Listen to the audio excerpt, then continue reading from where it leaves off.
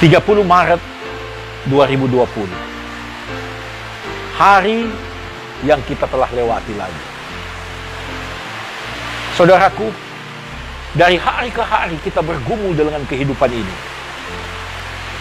Pernahkah saudara mendengar cerita tentang Daud melawan Goliat?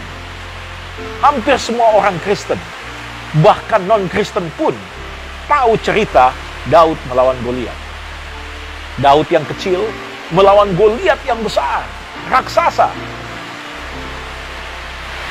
Apakah Daud tidak pernah mengadakan pelatihan sebelumnya sehingga dia sanggup mengalahkan Goliat? Oh, ternyata rupanya Daud punya pengalaman-pengalaman yang luar biasa sebelum dia melawan Goliat. Yang selalu ada di benak kita bahwa Daud mengalahkan Goliat, raksasa, jatuh, rebah. Tapi kita harus menyadari bahwa Daud, dia punya pengalaman sebelum mengalahkan Goliat.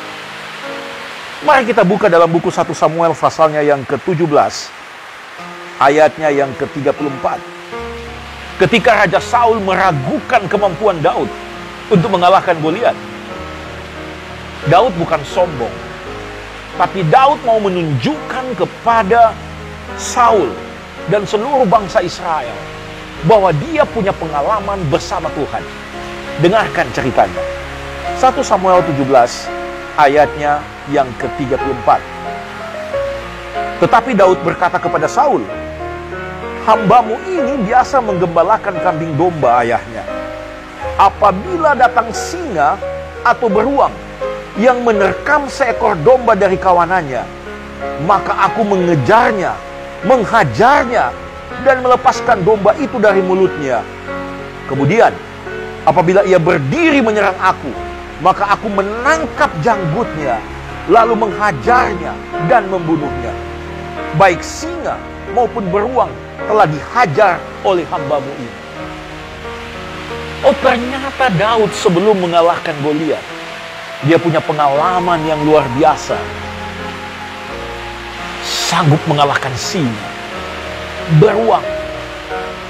Bahkan dikatakan dia lepaskan domba dari cengkraman singa atau beruang. Dan kalau singa atau beruang itu mau melawan dia, dia tangkap janggutnya.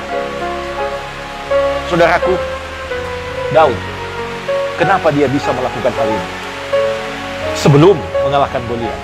Mengapa? Ayatnya yang ke-37. Ayat 37. Kunci Daud dapat mengalahkan singa, dapat mengalahkan beruang. Ayat 37. Pula kata Daud, "Tuhan yang telah melepaskan aku dari cakar singa dan dari cakar beruang, Dia juga akan melepaskan aku dari tangan orang Filistin itu." Daud punya pengalaman bersama dengan singa untuk dia kalahkan, bersama beruang untuk dia kalahkan. Kenapa? Karena itu pengalamannya bersama Tuhan. Saudara-saudara, Goliat menjadi lawan Daud bukan berarti langsung Daud menghadapi Goliat tanpa ada pengalaman sebelumnya. Daud berani karena dia punya pengalaman bersama Tuhan sebelumnya.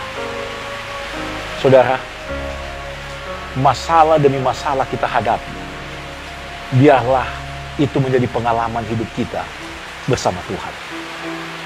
Karena ketika kita melewati masalah itu bersama Tuhan, maka raksasa-raksasa yang besar kita dapat lewati karena kita punya pengalaman hidup bersama Tuhan di waktu lalu.